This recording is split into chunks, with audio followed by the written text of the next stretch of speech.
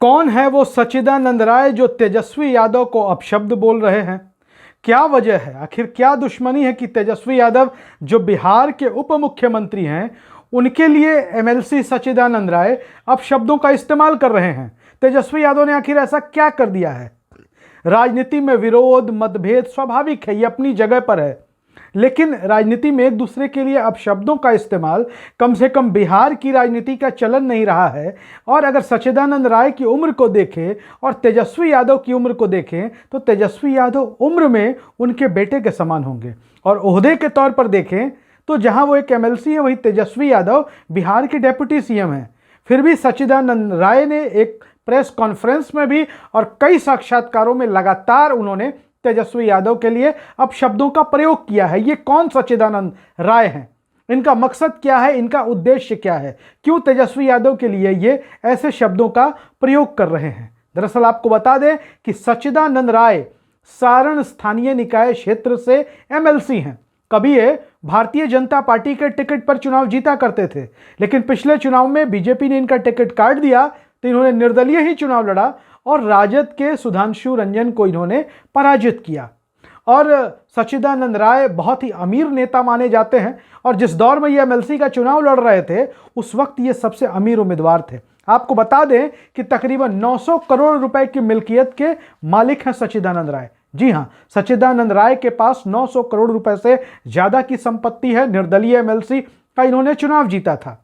हालांकि बता दें कि लगातार ये बिहार के मूल मुद्दों पर फोकस कर रहे हैं। सच्चिदानंद राय नई राजनीतिक पार्टी बनाने के लिए लंबे समय से काम करते आ रहे हैं। वो बिहार में नया राजनीतिक दल बनाना चाहते हैं। उनकी नजदीकी प्रशांत किशोर के साथ भी देखी गई। प्रशांत किशोर देश के जाने माने चुनावी रणनीतिकार हैं। इन दिनों बिहार की राजनीति में आगे बढ़ने के लिए पदयात्रा कर रहे हैं, और पदयात्रा के क्रम में नजदीकी देखी गई प्रशांत किशोर और सच्चिदानंद राय की। हाल ही में सच्चिदानंद राय की एक याचिका को पटना हाईकोर्ट ने खारिज भी किया, जिसमें राजनीतिक दल को बनाने से संबंधित ही एक मामला था।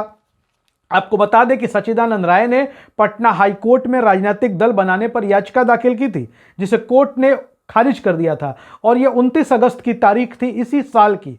तो ऐसे में समझा जा सकता है कि राजनीतिक दल बनाने को लेकर वो कितने गंभीर है। हालांकि एक अच्छी बात आपको बताएं कि सच्चिदानंद राय लगातार मुद्दों की बात करते हैं, वो बिहार को आगे बढ़ाने की बात करते हैं, वो बिहार को लेकर हमेशा से ही संवेदनशील रहे हैं।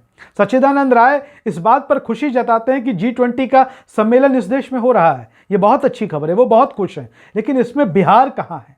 वो लगातार बिहार की शिक्षा व्यवस्था, बिहार के लोगों के रोजगार पर बात करते हैं, लेकिन रोजगार पर बात करते करते तेजस्वी यादव पर हमला बोलना भी जायज है। तेजस्वी यादव राजनीतिक रूप से बयान देना, चूंकि तेजस्वी बिहार के उप मुख्यमंत्री हैं, लेकिन सच्चिदानंद राय ने उनके इस दावे पर कि जब उनकी सरकार बनेगी पहली कलम से पहली कैबिनेट में 10 लाख लोगों को वो रोजगार देंगे, नौकरी देंगे, इस दावे पर सवाल खड़ा करते हुए उन्होंने तेजस्वी यादव को अपशब्द बोल दिया है। उसके बाद से सच्चिदानंद राय चर्चा में है।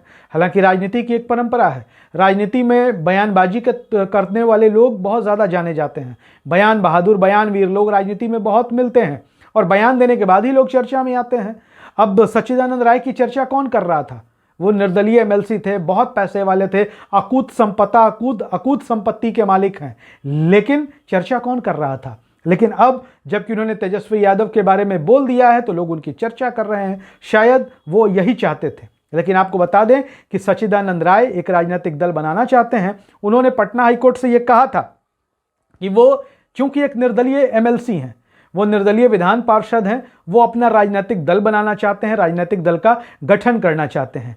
क्या ये राजनीतिक दल का गठन जो है ये दल बदल कानून के दायरे में आता है? उन्होंने हाईकोर्ट से पूछा था कि क्या अगर वो अपना नया दल बनाते हैं तो दल बदल कानून के दायरे में आकर उनको एमएलसी का पद छोड़ना पड़ेगा?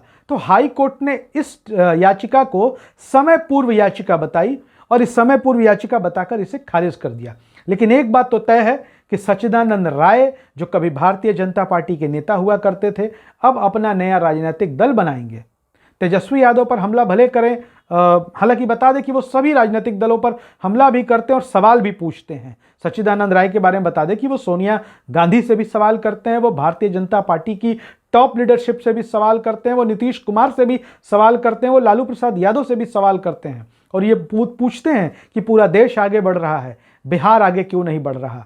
वो 13 करोड़ बिहारी और 3 करोड़ बिहार के लोग जो दूसरे राज्यों में रह रहे हैं उन पर भी सवाल उठाते हैं। सच्चिदानंद राय को मुद्दों की परख है, वो सही मुद्दों पर बात कर रहे हैं। उनका ये साफ तौर पर कहना है कि भाई बिहार के लोगों को 15-18 हज़ार रुपए की नौकरी के लिए दूसरे राज्यों में जाना पड़ रहा है, इस पर कोई सवाल क्यों नहीं करता।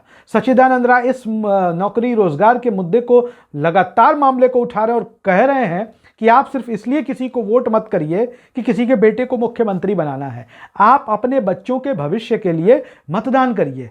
ये उनका कहना सही है और इसलिए वो एक यात्रा निकाल रहे हैं। एक बस जो है उन्होंने विशेष तौर पर बनवाया है जिसमें वो ठहरेंगे, बिहार के अलग अलग जिलों में जाएंगे, वो लोगों को जागरूक करेंगे इस मसले को लेकर के कि भाई वोट देने के पहले आप सोचिए कि आपको वोट किसको देना है, क्यों देना है। सच्चिदानंद राय इस मसले को लेकर जल्द ही बिहार के लोगों के बीच जा सकते हैं, लेकिन उन्होंने तेजस्वी यादव के लिए जिन शब्दों का प्रयोग किया है उसको लेकर चर्चाओं का बाजार गर्म है। आपको क्या लगता है कि क्या एक नेता को दूसरे नेता के प्रति ऐसे शब्दों का चयन या प्रयोग करना चाहिए? अपनी राय जरूर लिखिए। वीडियो अच्छा लगे शेयर करिए। धन्यवाद।